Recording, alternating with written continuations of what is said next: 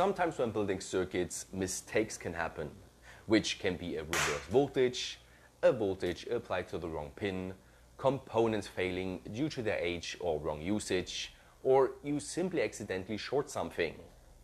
No matter the cause, the now appearing overcurrent is the root of all evil that needs to get stopped so that nothing explodes or burns down completely. To do that, I think pretty much everyone is familiar with such glass fuses that you just put in series to your circuit, and as soon as too much current is flowing, the thin metal inside of it melts and thus interrupts the current flow. Only problem is that replacing such fuses can be cumbersome. It can get expensive if you're testing stuff and constantly destroy them, and in case of enclosed electronics like your smartphone, there is simply no way to replace such a fuse.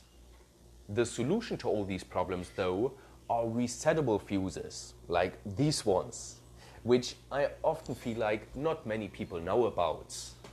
So in this video, I will show you exactly how to use them and with what limitations they come with. Because even though they are resettable and thus reusable, they are certainly not perfect. Let's get started.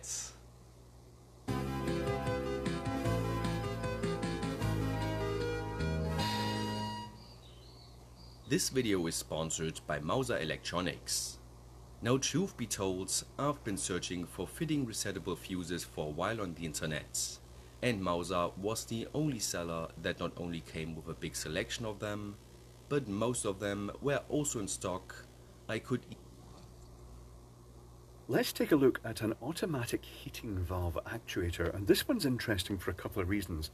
One of the most interesting reasons is the scary bit in the instructions where it says, "Warning, never open the actuator body casing even in case of failure, as this could cause injury.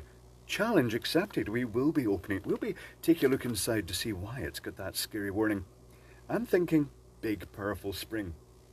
So the concept behind this is that it is designed to actuate the valves either on a manifold for underfloor heating, or in a case of a radiator, it replaces the standard thermally actuated valve, the thermostatic valve, and it then gives electrical control over it.